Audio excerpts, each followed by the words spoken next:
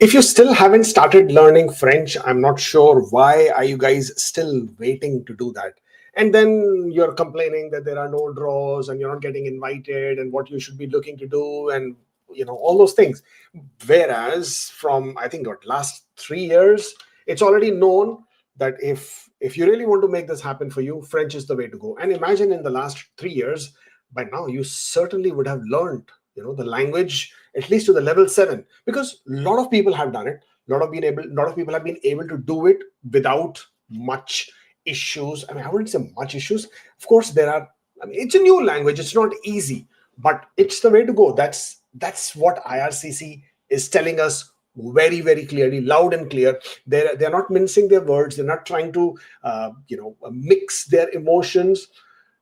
The new government, which actually it's not new anymore, the current government in the last election also made it their campaign promise that they will increase the francophone immigration outside Quebec each year up till it gets to 12% of the total immigration quotas and targets by the year, I think, 2029 now. So this year is supposed to be 8.5%, then 9, 9.5, 10, and then I think 11, and then it gets to 12% by 2029. So each year that numbers are going to go up. That number was well known to us at the beginning of the year. That number was well known to us last year. We saw how aggressive IRCC was last year as well. They were conducting on an average at least one francophone immigration draw every month.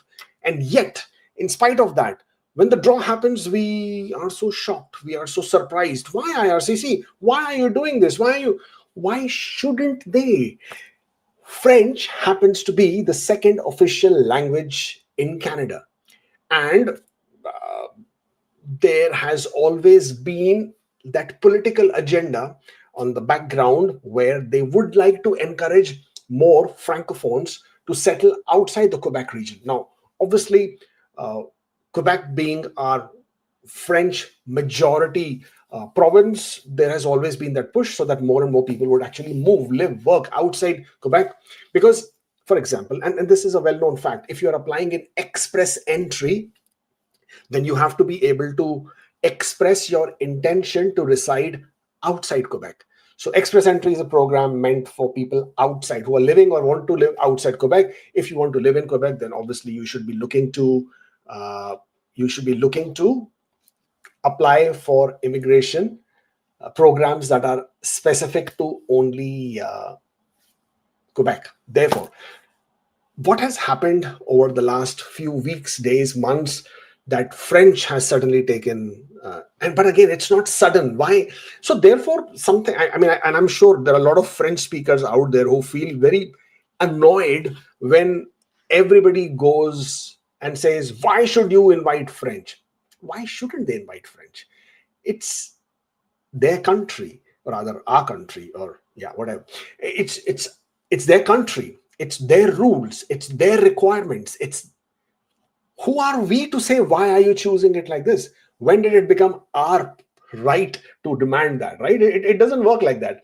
So when we try and do that, we are only annoying ourselves. We are only irritating and frustrating ourselves, because to them, they already have a set agenda and they will do exactly the way it is supposed to play out for them. So you and I, we worried, and we are worrying and wondering and bothering and creating all this ruckus won't help.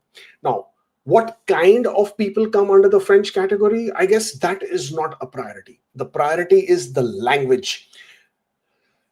Language has a cultural base. Language has a background, and that is where the priority is, and that is where the priorities. They also have priorities in occupation, and therefore the category draws are supposed to happen, which I think should be a bit more, but they're not happening.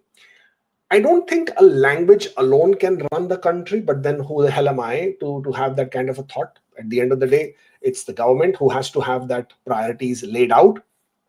And it's not like that if you're a francophone speaker, you're dumb. You don't know what you're saying, you don't know what you do, and you will not contribute, and you will not do what the other people are supposed to do. Because if that was the case, can you imagine how many hundreds and thousands of international students we have coming to Canada? They've all been working in low menial, no, sorry, not all. I apologize, sorry. Not all. A lot of them work in low menial jobs, tier 4s, tier 5s, even a tier 3 level, lot of entry level jobs. And then the entitlement and expectation that they should get an easy pathway. Well, then again, do I blame them? Because Canada did that, right? When they did the TR to PR, like it was like they were really walking around the streets and pulling up everybody. Have you completed your education? Yes. Do you have English language course? Yes. Okay, here is your PR. Move next. That's what they did, right? So I do not know where to draw this line and where to sort of tell people that let's be sensible, and instead of bickering against one category versus other category and why them, why not us, let's drop that sense of entitlement. Let's accept and understand how this game is being played, strategize within the allowed rules and parameters, and then may the best man win, or the best woman win, or the X gender wins, whoever that might be. And let's just stick with that. Every time a French draw happens, there are so many. Oh, what do French people know? I mean, why should they bring only people with the language? I mean, who the hell are you to say that, right? It's not your country. If it was your country, then you would have a chance to choose the leaders, and those leaders will then obviously echo your sentiments, your emotion collectively, and then be able to put those policies in place. And until that happens, you have no say in that. And therefore, if you cannot beat them, join them. And if you can't beat them, can't join them, then I guess we do expect 2 million people to leave Canada within this year, next year, and the year later. So I guess it's going to be you as well in that one of those 2 million people. Because I'm not sure if you've heard, 2.3 to 2.5 million temporary residents in Canada. And I've been saying this, if you go back, check my tweets, 2022, 2023, and I've been saying this, that these number of temporary residents that are increasing in Canada, and the number of PR immigration quotas that we have year on year, each year, they are not in balance. They don't match. So when you're going to allow so many temporary residents to come into the country, and they needed the temporary residents, because who's going to pay the high education fees, right? Definitely not the Canadians. Who's going to do the low menial jobs? Definitely not the Canadians. Who's going to fill up the labor shortage in all those roles where the employers can be abusive, can be exploitive, exploit all these people, or not pay the salaries on time? Sometimes, hell, don't pay any salary at all. I mean, how are they going to fill up those jobs? Definitely not Canadians. So you have to bring in more international students. And when you bring in the more international students, then you obviously also have to make sure that you get them work permits, then give their spouses work permits. And then whenever you feel like, tell them, okay, no more students, no more work permits. Well, as I said, you play it the way the market rules, the market asks and demands. So therefore, there is no point of complaining. It's always better to understand which way this is going, and then accordingly move with the plan. Sorry with the rant, but I guess this is how it's going to be played out. So that's how it's going to work. What else have we got? Thank you everybody for joining in. My name is Kubeir. I'm a CICC licensed immigration consultant. I do these weekly roundups where we talk and we discuss, and this is how it works. You don't have to do super chats, but people do tend. The thing with super chats is, when you do super chats, it sort of populates my screen with that color codes, and because it populates that screen with the color codes, it obviously draws attention, and therefore you try and answer those questions first, and then if there is any time remaining, obviously you go on to more and more questions. And of course, that's how we usually roll. You don't have to do super chats. If you don't do it, I can obviously then go back to doing the questions that I normally do. Other than that, this is the weekly roundup where we talk about what's happening in Canada within this last week. And before I move on to that one, very, very, very important announcement for everybody who's watching and who will be watching later on. 13th of September, between 1 p.m. to 4 p.m. at the Christie Pitts Park in Toronto GTA area, there is going to be this anti-mass immigration rally.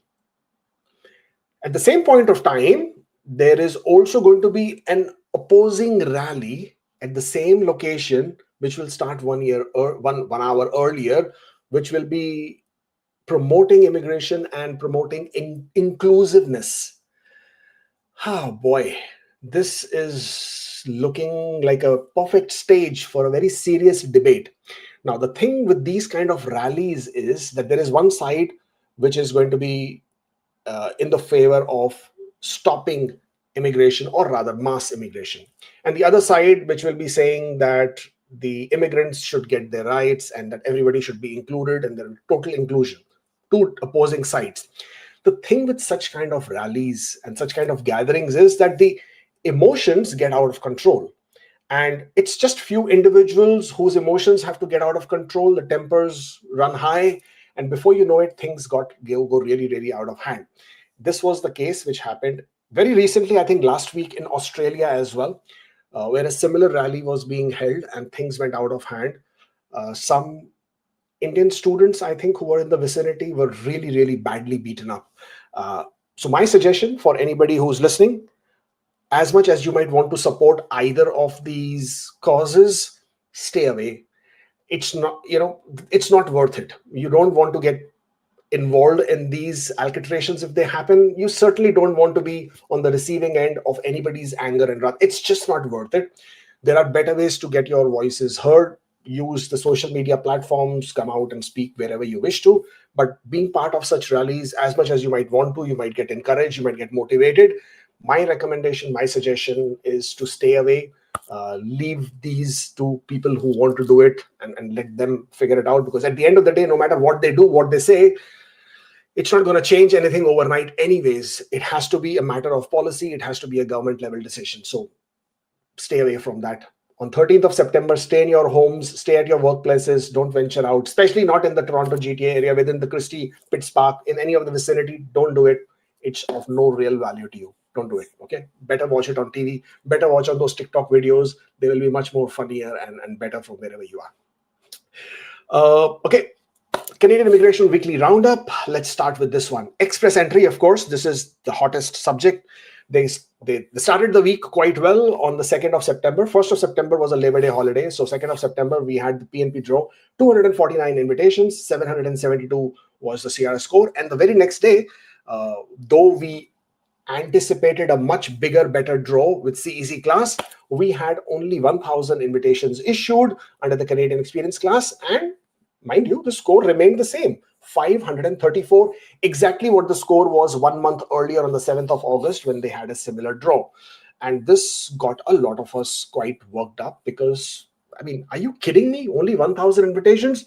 When IRCC very well knows, and they are the best people to know, right? Because they have the real-time data of what exactly is going on. In spite of that, they chose to conduct a very small draw of only 1,000 people. There are 25,000 people in the express entry pool, but they chose to do only draw of 1,000 ITAs, and therefore the score remained at a very high 534. But as the rule book played out, like in August early as well, they followed up with a draw in French language proficiency, and this time they invited 4,500 people, and the score was 446 for French language proficiency scores for the French language proficiency category draw. And by now, we should be used to this. You should be, instead of throwing, getting angry and getting annoyed and putting all kinds of ridiculous comments on social media. It doesn't make any sense. You may as well learn the language. There are two big, huge factors. If you learn level 5, CLB level 5 speaking and listening, then you can, with the support of your employer, be eligible to apply for a Francophone mobility work permit. So therefore, instead of doing all these dummy extensions, extending your work permits, visitor records, and unnecessarily buying into these study permits, which are of zero value to you, but you're spending thousands of dollars for it, just learn the language. It will take you 4 to 5 months, even less if you really practice well. Level 5, CLB level 5 and speaking and listening. Francophone mobility program is still alive, still working, still happening. May as well make that work for you instead of against you. And if you can get to level 5, hopefully with practice, with effort, you can go to level 7 as well, and therefore become part of this specific draw. So far, as of right now in 2025, IRCC has issued 25,500 invitations only in French category draws. And the number of French immigration category draws for 2024, surprisingly, was only 23,000. When I'm saying only, I mean in comparison to 25. So this year, they have already issued 2,500 invitations more than the last year. And we still have good 3.5 months to go before we wrap up this year. So with that being said, I would anticipate at least, if not one, at least two more French draws. I mean, I would think so. I mean, of course, they might choose to not conduct any as well, but I would think. But also remember, the draws that are being conducted now are towards the immigration quotas for next year, which is 2026. So all these draws, ITAs that are happening, predominantly, largely, I won't say it applies to every single person, but largely most of them are anticipated to be added to the landing inventory next year. The total number of invitations issued this year is 61,983. In comparison, last year was about 97, 98,000. I don't remember the exact number. Total CEC ITAs in 2025 is only 20,850. It's even less. I mean, it's almost 5,000 invitations less than the Francophone. And then you wonder what exactly is playing out in this game here, right? Because if you see these numbers, they just don't make sense. IRCC's immigration target for 2025 was to invite 124,900 people under the In Canada focus. And that is where all of our target, or rather our attention, has been. For next year, that number reduces a bit and it comes down to, I think, 117,000 and some change as the number of target for In Canada focus for next year. Now, we already know this In Canada focus is predominantly the CEC class in federal high skill, which is the express entry. So if you wish to invite 126,000 people this year, now I understand a lot of them, they already had the inventory from 2024, and that has all been adding up for this year's targets. Understandable, fair enough. But next year also you have 117,000 people, 2026. So even if you were to issue invitations, 20,850, how many people did that accomplish? Can't be a lot, which basically means a lot of this inventory is from 2024, which is towards the landing inventory, which means they will become permanent residents after having received their ITAs last year. And that's what majority of the people were getting their PRs early this year. Do you remember that a lot of people, even after getting final decisions, were not getting their P1. Then they were getting their P1s, they were not getting their P2s. Then they were getting their P2s, they were not getting their COPRs. You saw that big, huge gap, right? People were waiting for a couple of months, 3 months, 4 months, 5 months. That was all because they had already received their ITA. They were already part of the landing inventory.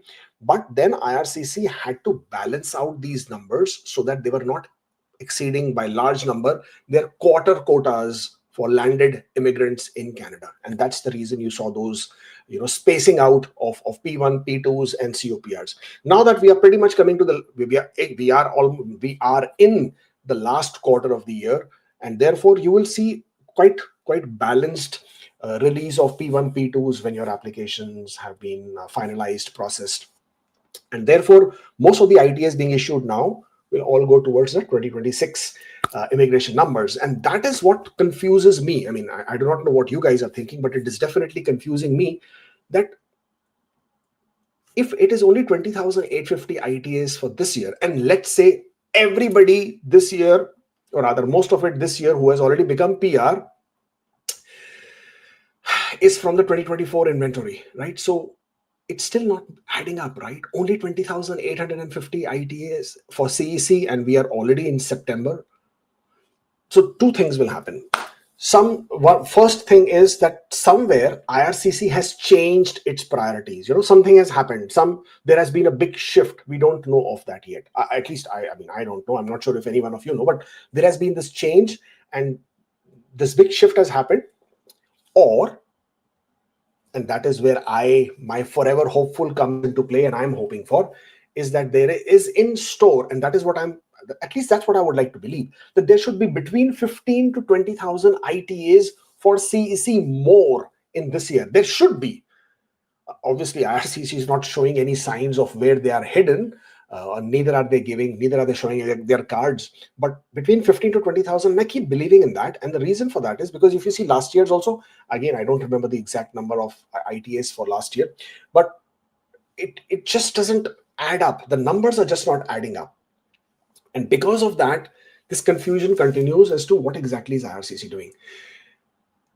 I would like to stay positive, even in the dead of this game, that there should be more ITAs. I would like to believe 15,000 on the low end, 20,000 on the high end. We still have 3.5 more months to go. Now the thing is, as we progress, of course, there are still other category draws that have to be held. You still have education category, you still have trades, you still have STEM, you still have agriculture and food.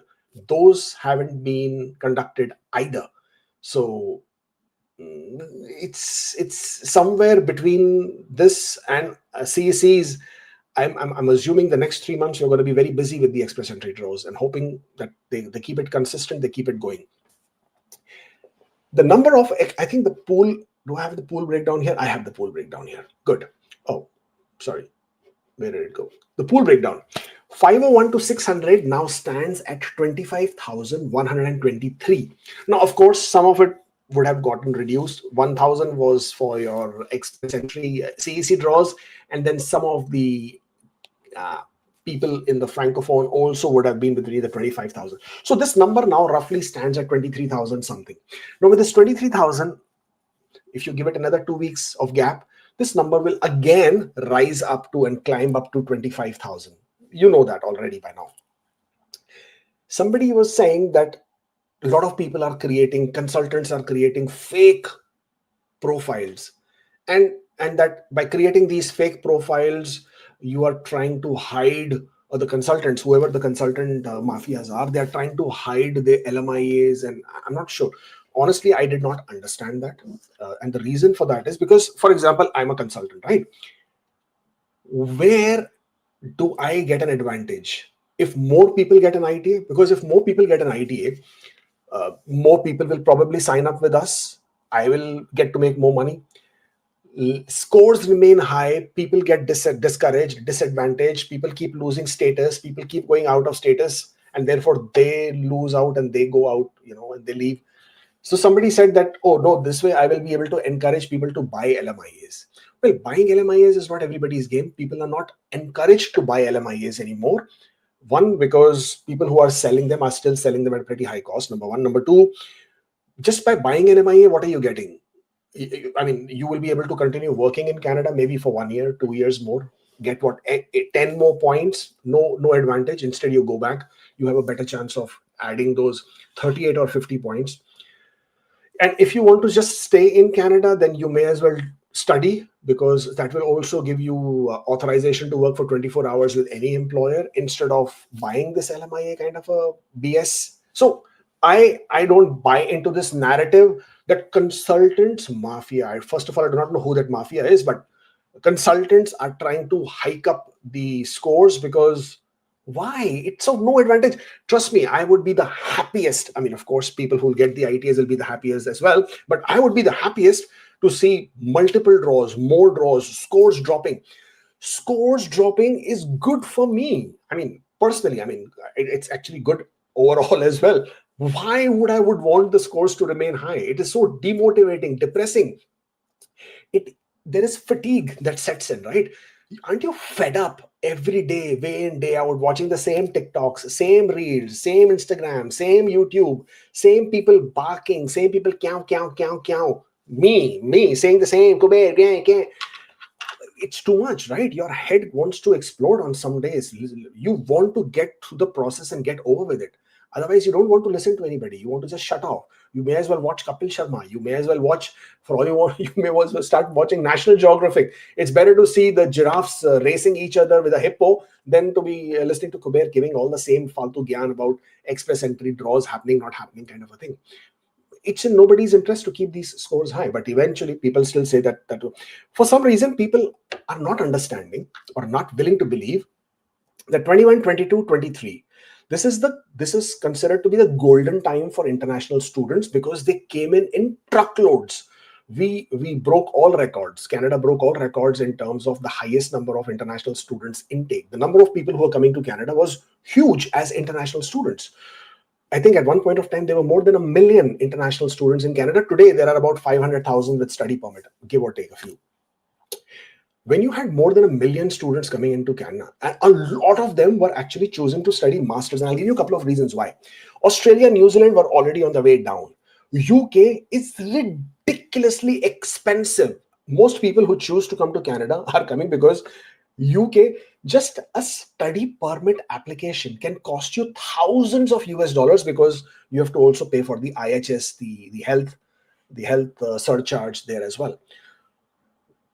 Why would you want to go to UK and pay tens and thousands of pounds when you can do it for much more cheaper in Canada? So the number of international students exploded, and Canada obviously had a much easier, faster, better pathway for becoming permanent residents, and from there on becoming citizens. UK right now, I'm sure most of you, whoever is aware, I mean, 5 year, if you get a course and then you become an ILR and then citizenship, another long journey there. And then Australia, New Zealand don't even ask. US, if you get caught by ICE, you've had it. What else is there? Germany, France, what is there?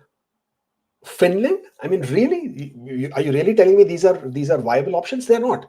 So therefore, 21, 22, 23 saw this bulk, huge numbers of international students coming. A lot of them were actually pursuing master's degree. Even if you were pursuing a diploma, if you have a bachelor's degree back home, pursuing a diploma 1 year, 2 year, your age is less than 30, you have good English language scores, you have 1 year foreign work experience, 2 year foreign experience, you have 1 year, 2 year Canadian experience, voila, your scores are high. You're way over 500. And if you add to that, if you've done masters gives you 30 extra points for Canadian education, diploma gives you 15 extra points for Canadian education. Why wouldn't you want to believe that there are tons and tons and tons of such people in Canada right now? Those are the ones who are completing their work experiences. Those are the ones who are even getting their foreign work experiences done, because they saw for quite some time this is not happening. So buying into that false narrative of, okay, somebody is trying to create fake profiles, blah blah blah, because at the end of the day, even IRCC knows if there are fake profiles, what they will do is they will just issue more ITAs to overcome those fake profiles. Because fake profiles, eventually what is happening with fake profiles, people will have to decline the ITA, or they will just have to let that ITS die. Only two things, right? And IRCC has a real-time data when people are declining the ITAs, when people are not using that ITAs. So in order to meet their target, what they will do, they will just overcome that and issue more ITAs. And as it is understood from 2017, 2018, 19, 20 onwards, the refusal, rejection, decline rate of ITAs is approximately 30 to 33%, right? That is the high percentage of number of people who decline their ITAs, people whose applications get rejected at R10 stage, and eventually people who get refused. That number is really high. And IRCC already has that data, right? It's real time with them. They are the ones who have everything. And they are already overcoming all these declining of ITAs, because if you haven't used the ITA, means it hasn't accounted towards the PR target. And if it hasn't accounted towards the PR target, IRCC will just issue that ITA back into the pool. So, I mean, at the end of the day, it's just being circulated, right? So it's not, eventually somebody will get the ITA who will be able to use it. So this whole narrative that consultants are creating these fake profiles, people are creating fake profiles, it's a lot of effort. It's not easy to just go and sit and keep creating extra profiles. How many email IDs will you create? How many second factor authentication codes are you going to manage? And every time you're doing this, you're using your IP addresses, you're using your MAC IDs. There are people who are recording all that data. And if it's a consultant and if they're doing it through their authorized representative portal, then they're implicating themselves. So you can imagine so many things here. So please don't buy into these silly, ridiculous narratives that it's only consultants creating fake profiles, or it's only people who are creating fake profiles, because it's not helping anybody. This is my 2 bits. Anyways, moving on. As of right now, the number of the number of profiles, 25,123, pretty high, as you already know it. And this is something which will continue to happen, because more and more people are going back to their home countries, creating their foreign work experiences, which you are so opposing. Because first it was LMIAs, then it is fake profiles, then it is foreign work experience, then it is French draws, then it is certificate of qualification. When will you ever understand and agree Forget about others. Think about yourself. You figure out what you can do to fit into this game, to play within these rules, to play within these parameters, and still come out on top and win the game. Otherwise, you will be the only one left on the side, still blaming the whole world and not looking at yourself. PNP draws. Ontario was on the roll. They were on fire last week. They did back-to-back draws. They invited a lot of people under employer job offer, foreign worker, international student stream, and in-demand skill stream. This time they did a targeted occupation draw. They invited a lot of generic knock codes, but for some reason, IT knock code is not finding any favor with them. They did invite finance, administration, some trade technical knock codes as well, but for some reason they are not. I mean, IT knock codes did not find favor with them. They did invite, I think, almost 5,000 invitations were sent out by Ontario. But mind you, the reason they are sending out so many invitations, Ontario, is because Ontario is already aware that their next year quota is again going to be reinstated. At least that's what I would like to believe. Last year, their quotas were slashed by 50%. They got 10,000 now. They reduced their processing. I mean, it was very, very slow. There are people waiting from, people who have received their documentation from ITAs last year, April. They are still waiting. But one reason that Ontario has moved very, very slowly and is moving very, very slowly specifically for trade categories and employer job offer categories is because high number of fraud. One lawyer, that is what has been reported, and before I say many lawyers, I'll get shot down for it. So one lawyer, 21 consultants, employers, I think many employers, applicants themselves, all involved in some or the other way of fraudulent activities with Ontario. Ontario was able to identify these fraudulent activities. They have all been penalized. I'm sure if these people will ever do any kind of an application, they will completely get caught up immediately. Not only that, because of the this increase in fraud as far as Ontario is concerned, predominantly with Canadian work experience, right? So all the time we are saying foreign work experience is illegal or fake. It's the Canadian work experience. It's the employers in Canada. It's the consultant. It's that lawyer in Canada or the applicants who are creating these fake job offers, fake payrolls and fake employment that they're showing in their application to claim points under the skilled trade categories, under the employer job offer categories, in-demand skills categories. This is which has come under some very serious spotlight. And obviously, some occupations are being identified as no longer in priority. So those applications are being returned. And because of this huge, heavy spotlight on these categories, Ontario has reduced the number of nominations clearing out and has become very, very strict, diligent. And I think a lot of people are under scrutiny. A lot of people are being checked upon. And that's why the process is slow. Add to that, of course, their nomination quota for this year was quite low.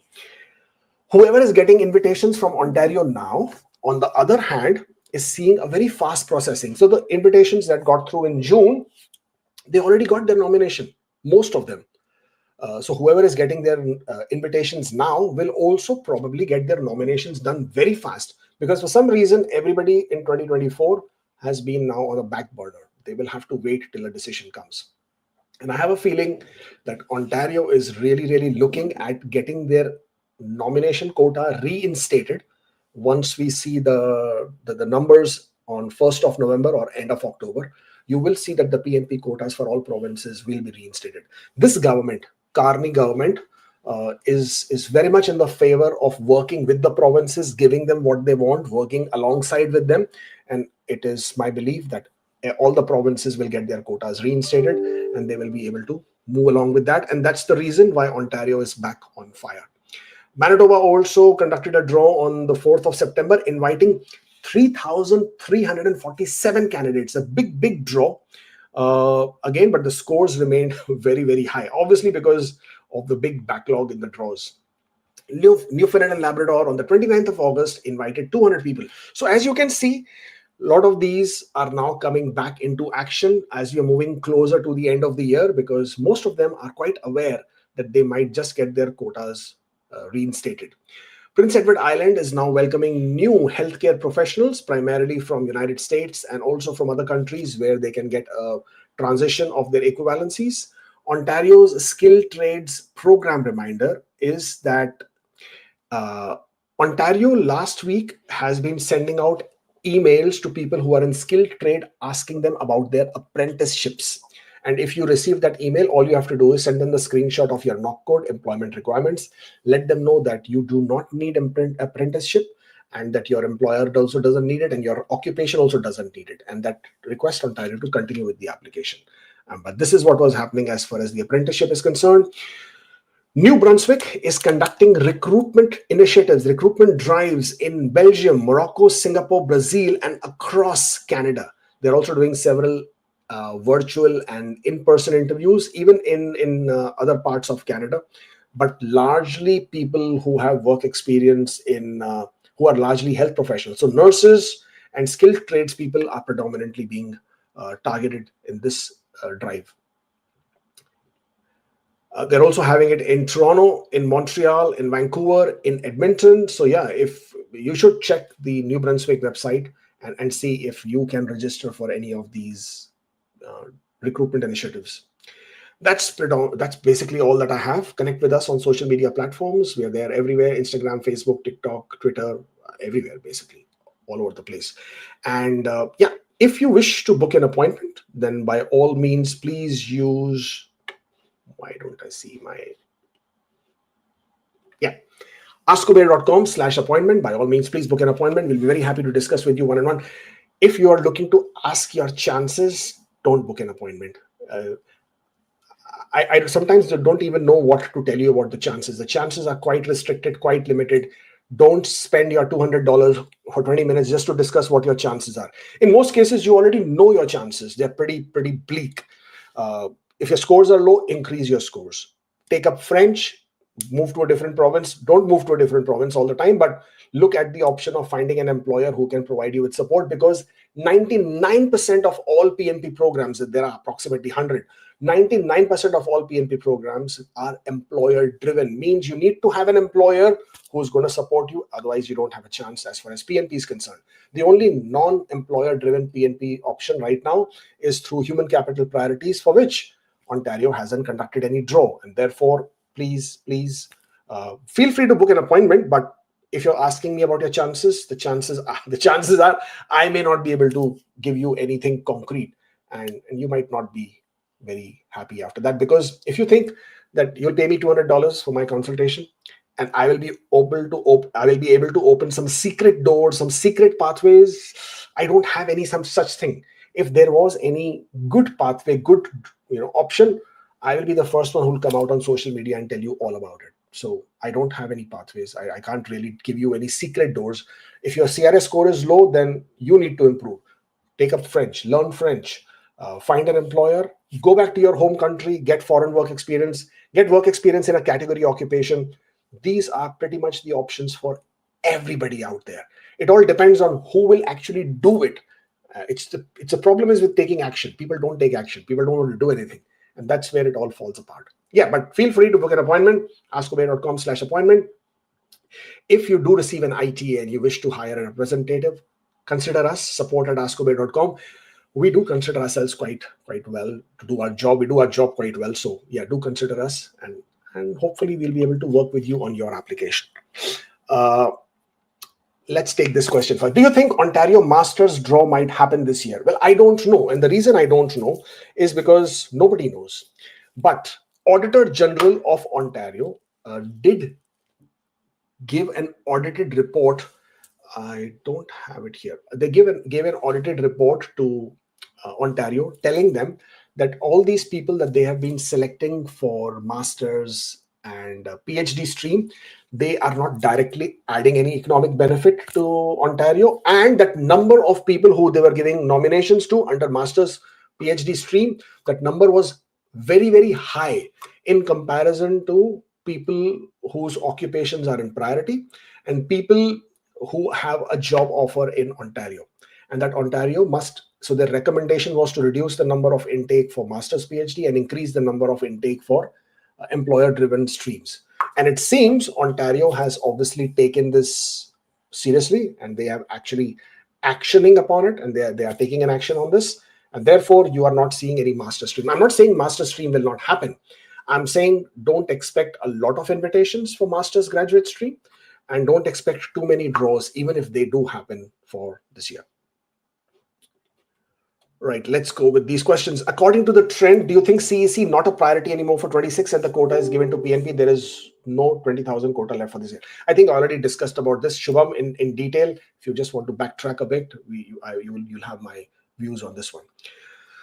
How to ensure eligibility for bridge open work permit post AOR? I have 4 months of work permit remaining. Can my spouse apply for work permit extension if I have a bridge open work permit in process? Any eligibility criteria she has to meet? Well, if you have submitted your express entry application, which you have AOR September 5, then you are eligible. So just by the sheer fact of having submitted an express entry application or a PR application and having a valid work permit, which you have 4 months remaining, means you are already eligible to apply for a bridge open work permit. When you make an application for bridge open work permit, if your spouse is inside Canada, you may also include your spouse for an open work permit application.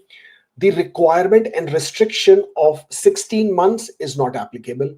And the requirement and restriction of the kind of a job, the tier 0, 1, 2, 3 job, or tier 0, 1 job, that is also not applicable. So you will have more flexibility in applying for your spouse's open work permit. But in your case, you can absolutely do it. But of course, make sure when you are adding your spouse and your spouse's open work permit, do add all the documents with regards to your relationship, regards to your funds, regards to your employment, and your status documents, and a detailed letter of explanation. And you can both submit your application for work permits. My CRS score is 524. Postgraduate work permits expires in August. What is the legal way to stay in Canada after that? Are there any financial requirements for visitor record and when to apply?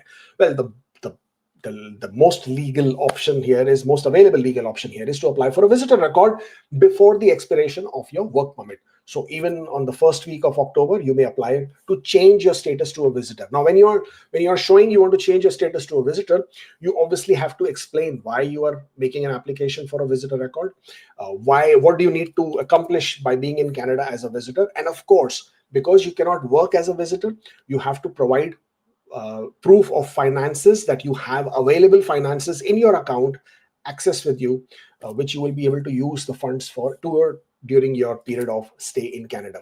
You can request for 6 months, you can request for 12 months, you can let them know you are waiting for your express entry, you can let them know that you are now looking to explore the country, you can let them know what your plans are while you will be living in Canada and what will you be doing, and definitely your funds will matter. But yes, the most legal available option for you is to change your status with a request of by making an application for request of change of status to a visitor.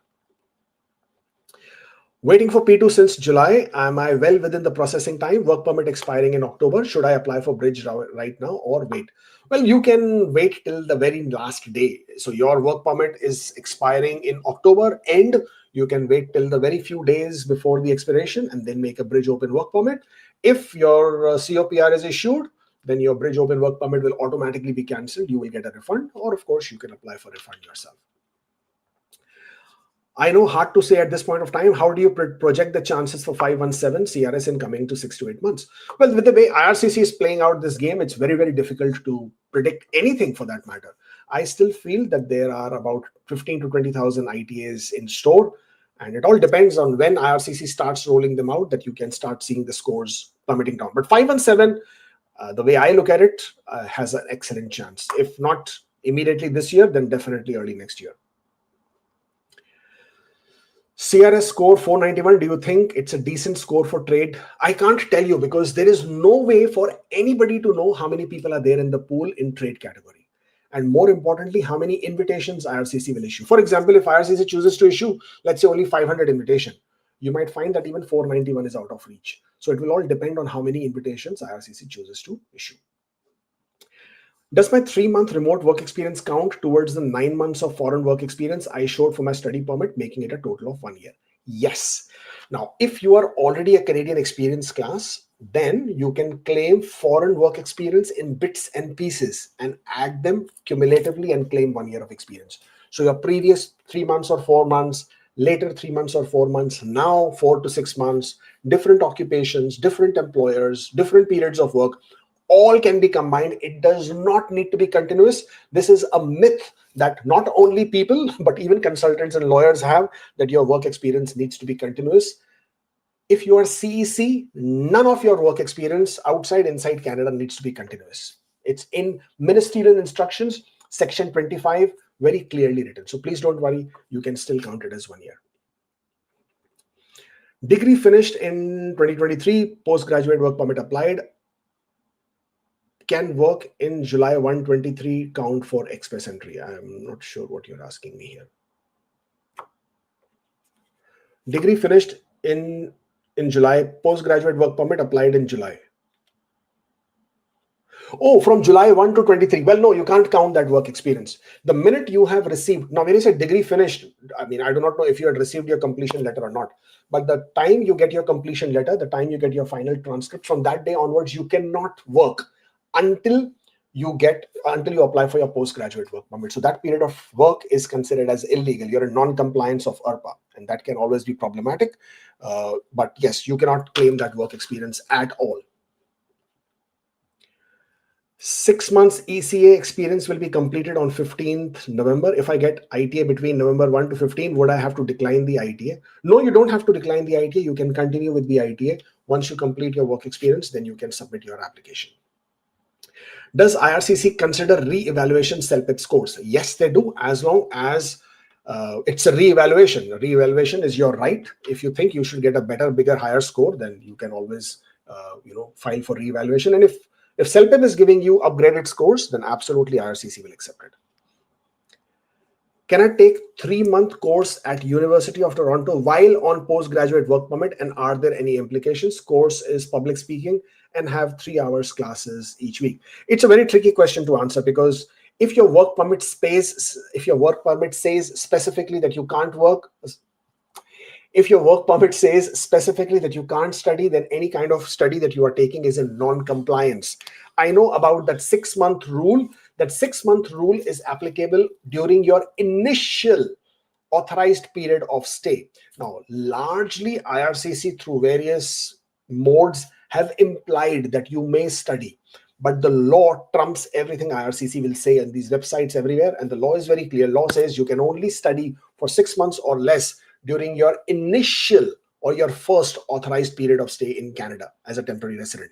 So technically speaking, any kind of course that you do, any kind of study that you do while you're on a work permit, which is postgraduate work permit, and postgraduate work permit is not your initial authorized stay in Canada. It is after your study permit, right? Your study permit was your initial authorized stay. So if you're asking for my opinion, you can't study, you can't work, you can't study. And any kind of online studies is absolutely fine. Any kind of in-person study is a risk. While, as I said, IRCC website says, a lot of consultants say, a lot of other people will say that you can. Technically and by the law, you can't. Please warn your followers regarding wasting ITAs by adding foreign work experience that is not usable or valid because of not adding before. I'm not sure what you are talking about, but okay, guys, everybody, please be warned that don't waste ITAs by adding foreign work experience that is not usable.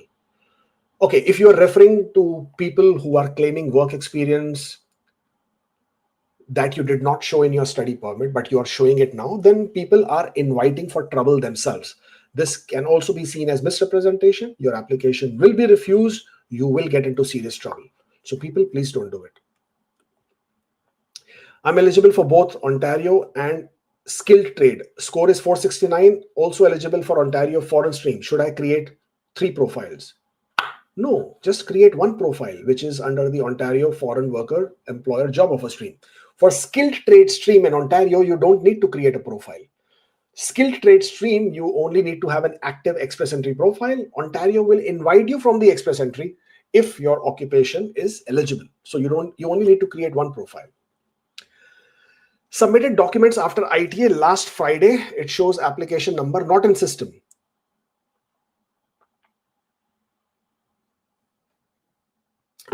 Yes, it is common because you're trying to rush through the system. Wait, complete your biometrics, complete your medicals, After that, you try to create your tracker account. Anytime your tracker account has not been created, your application has not started processing, so there is no tracking of that application.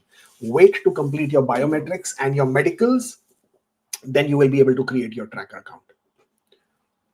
Can I use my old medical report which I did in 2022? Yes, you can.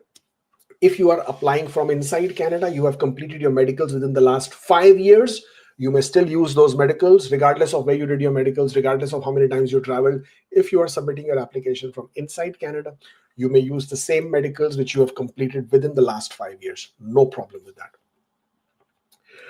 I already spoke about this. I have 2.8 years of foreign work experience. If I resign and take leave from my job in Canada, work 4 months in India, come back to Canada, will it count as 3 years of experience for CEC? The answer is yes, it will. As I just said, Section 25 of Ministerial Instruction says that your foreign work experience need not be continuous if you are already Canadian experience class. So by all means, add another 4 months of work experience, and it would then be counted as 3 years of foreign work experience. And if you also have 1 year of Canadian experience, you will then be able to get points for that. Good stuff. ITA got expired. Do I need to say yes for applied for express entry before when I create another EE profile? No, you don't need to say yes because you never applied for express entry. You got an ITA, you did not submit your application, so you have not applied for express entry. You have just created a profile. That's it. So you don't need to say yes, have you ever applied for express entry before? When can I create a citizenship profile in Canada? Well, when you have completed your 3 years residence in Canada and you're eligible for citizenship, that's when you can create your profile. I've received foreign worker ITA for this knock. My base is 40 hours, is below the Toronto median wage. Should I reduce standard hours to meet the median wage, or do you have any other options? I don't have any options. Your employer should be the one giving you the options. Reducing your standard hours is you manipulating the system. And if Ontario identifies that this is what you're trying to do, then again, not only does the application gets refused, your employer also gets into trouble for doing this. So speak to your employer and have them improve the wages or increase the wages. That is what makes you eligible in the whole process itself. But trying to do this might get you into trouble. Sent a web form saying we received IT and requested to convert existing work permit extension to Bridge Open Work Permit. Got a reply that I may apply for Bridge Open Work Permit. Should I wait or wait for rejection? Well, you cannot have multiple temporary residence applications in the system. IRCC has changed that rule 2 or 3 months back. Simultaneous applications are no longer accepted or allowed for temporary residence, right? So if you already have a work permit extension and you've already requested IRCC to treat that as Bridge Open Work Permit, then wait for them to do that. And if they don't accept it, they refuse your application, then you can apply for a Bridge Open Work Permit with restoration. Other than that, just wait for the processing to be completed. You cannot make an application while there is one in process. 480 CRS, 3 years of CEC, FSS, I don't know, and 1 year Cook. Work permit has expired. Province approved for the real Red Seal. Can I claim 50 points? Will there be any issue with eligibility? If you have a certificate of qualification from Red Seal for your work experience or for as a cook, it's not a problem. You can claim those points. It's absolutely fine. There's no issues with the eligibility. Close work permit expires this November in Sudbury under cook category. Can I have a chance for Saskatchewan in tech? Huh? I'm not sure what you're asking me. If you want a chance for Saskatchewan, then you will have to find an employer in Saskatchewan who can give you a job approval letter. Only then you will have a chance. As far as other provinces, you will need to find an employer who can support your application in that province. Plus, for other provinces, there might also be a condition and requirement to actually move there, live there, work there. Only then you will be able to apply. So please check individual provincial streams wherever you're eligible and then apply accordingly. I plan to claim 6 months work experience in Canada, 6 months in my home country, totaling 1 year after losing my Canadian jobs. Is this possible? Yes, it is possible, but you will be treated, if you have only 6 months of work experience in Canada and 6 months in foreign experience, you may not be eligible in express entry at all, because this way your work experience will be calculated as federal skilled worker. And for federal skilled worker, you must have 1 year of continuous work experience. 6 months outside Canada, 6 months inside Canada. If you're trying to use this as federal skilled worker program, unfortunately, this will not count. I hope I've understood your question correctly, because if it's only 6 and 6, 6 in Canada, 6 outside, this will not be Federal Skilled Worker Program. This will not be Canadian Experience class, and therefore you might not be eligible in Express Entry at all. Bank statement for foreign work experience is approximately 60 pages. Can I show salary deposit by generating statements online by filters as credit deposits? No, I would recommend you provide only last 12 months statements if possible. Do not change or modulate any of these statements. Provide the statements the way they are, and provide it only for 12 months if you have to.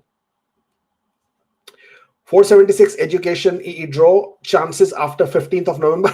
I cannot tell you which date, after which date, before which date. I don't know. I mean, I wish I knew all of this, but I don't. And it's only fingers crossed. Category based, will 37.5 hours part-time make any difference compared to 30 hours per week, which is acceptable for achieving 780 hours? No, it will not make any difference. Whether your letter says part-time, full-time, doesn't matter. What matters is how many hours per week. So if you work 30 hours and more, that is all full-time work experience.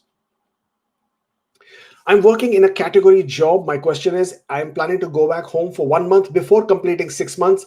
Does it have to be continuous work? Yes, it has to be continuous work. If you will go for 1 month before completing 6 months, that would be considered as a break, and that might not make you eligible. That would not let you qualify. I kept a foreign job after starting work in Canada. Can I still claim that work experience if I did it from here? Aims 1 year. I have proof and bank statement. If you're talking about remote work experience, well, yes, you may wish to claim, but you can only claim one. You claim remote work experience or you claim Canadian experience. I know there are some people who are saying online that you can claim concurrent both. I beg to differ there. I have a difference of opinion. I am going strictly as per the section 25, which says work in excess restrictions. So you may choose either of the two, definitely not both. I have currently 494 score in Express Entry. Will I get PR this year? I am outside Canada. Well, it looks a bit difficult unless you are in a category draw. 495 for general CEC draw, general Express Entry draw, doesn't look likely. 530, I will lose 5 points. I get 2 points, making my score 527. Work permit expires. Do I have a chance? Well, yeah, certainly looks like a good chance. 530 is definitely a good score. Anytime IRCC goes back to issuing regular size draws, you should have a good chance. There is 1 month issue with my work experience, which I showed in my study permit, but I'm not claiming points for that. Will that be an issue? No, not at all. If that is the case, you will simply add a letter of explanation if you have to. I do not know what the issue is, so can't really guide you there. Or you can show that in your personal history and it's not going to be an issue. I submitted my biometrics on 25th of August. The biometrics are being shown in the system, but the system still shows we need your fingerprints. And the tracker status is in progress. I know it. This is the glitchy system that IRCC has. Please don't worry about it. It will get sorted out in due course of time, as and how they move through the hoops. But it's absolutely fine. Just I know it creates a lot of anxiety, but just have a little bit of patience. This will just sort itself out. CRS will reach 506 in July 26. What are my chances in CEC? I can't tell you. You're asking me to look way up out there in future, and I can't even look what's happening tomorrow or next week. Fingers crossed. I hope the draws continue, and I hope that they keep inviting big size. They keep inviting large number of invitations. Then it's a possibility. But from your side, if you can, try and improve your scores. EE profile, my primary occupation is 22310 and it comes in the STEM. Will I get invited when the STEM comes? I don't know. If you are eligible in STEM and if your CRS score is high enough, when they conduct a draw, then yes, you will get invited. 7204 requires COQ. My duties match. Well, you will have to check the knock code. I don't remember every single knock code on top of my head. Please go and check the knock code under the employment requirements. It will tell you whether that knock code requires certificate of qualification or not. And if it says that this is a mandatory requirement, then you must have certificate of qualification. If there is no requirement, or if it says may do it or voluntary, then you may not require a certificate of qualification. Got ITA via Francophone draw. I had started interning 4 months ago before graduating. So I used work date for EE profile, date first qualified question. Correct? If not, what to do? If you are a federal skilled worker, if you are CEC, the date that you mention for your when did you first get qualified, it doesn't matter. You can mention it as your first day when you started working. You could mention it the day you finished your high school or your graduation. It doesn't matter. All of those answers are correct. It will not make any difference in your PR application. I created profile in Ontario International Student Stream, score 69, where I work. That location falls under ready. Can I get an ITA under 62020? Again, I wish I knew the answers to these questions. I don't. Which knock code they will invite, when they will invite, would they include these profiles, would they invite this scores? All of this is only known to the authorities and officials in Ontario. Which knock codes they want to invite and what is the score depends entirely on their discretion, depending on how many invitations they would like to issue. Your FB page posting old videos create confusion? Nope, not at all. You should always watch what the dates of those videos are. And maybe your feed is showing old videos and my FB page is showing old videos. I can't do anything about that. Is principal applicants part-time 20 hours select category job makes outland spouse eligible for spouse open work permit applicant? Yes. So whether it's a part-time job or a full-time job, that does not matter. As long as your work experience or your job offer as a principal applicant is in a priority occupation or tier code 0 or 1, then you would be eligible for a spouse open work permit. I'm in STEM with 2 years Canadian experience, 1.4 years work permit left, low CRS, not pursuing French, heard of startup business streams, share details please, any other options. In such a short period of time, I cannot give you detailed options at all. You're more than welcome to book a consultation for something of that sort, where we can discuss this in details. As far as startup visa business PR streams are concerned, there are provincial level entrepreneur streams. You will have to create your expression of interest, should have the money to invest, should have the money to show your net worth. You get first if it is accepted, if it's approved, you first get a work permit. You come and set up your business. They do the audit, they give you the nomination, then you apply for PR. Startup visa, you should have a tech innovative idea, pitch it to an angel investor, venture capitalist or incubator. They give you a letter of support, then you make an application for permanent residence. Came to Canada after 12th, hold a 3-year advanced diploma, started postgraduate work permit. Which PR programs in Ontario, including Atlantic provinces, suit me? If you've come after 12th and hold a 3-year diploma, if you cannot get to the higher CRS score, then take up French as a second language, get your work experience in a priority occupation, look for employers who can support your application, and then you will have your answers. Score 440 as a cabinet maker, which program I stand out on? Please take a look at the different provincial programs, find an employer who's going to support your application, and then, go in that direction. I worked full-time for 6 months with full pay via direct deposit. It was an internship as part of my degree. Would that count as foreign work experience? Yes, if this work experience was outside Canada, even if you completed while you were studying, if you were getting paid for it, valid knock code, it's considered as valid work experience, foreign work experience.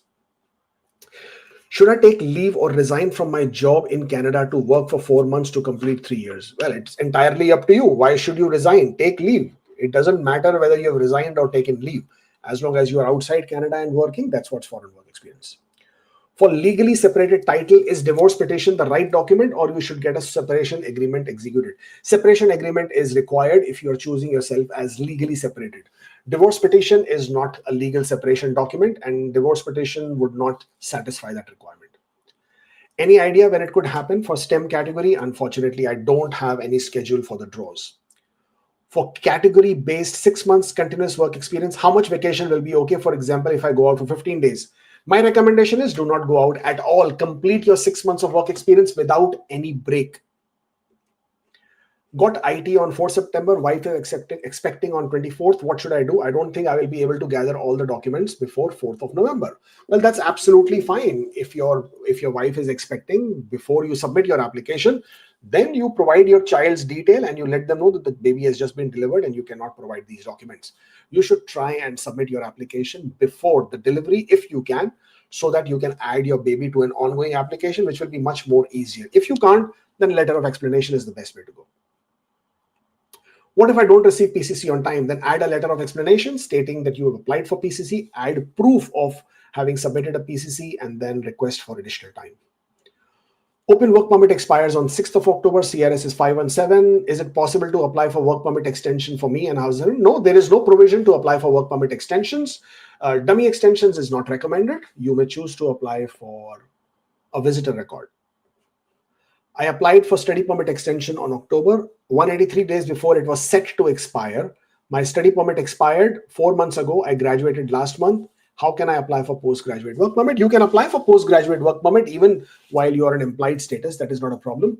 The only thing is you will not be able to work until your postgraduate work permit has been approved.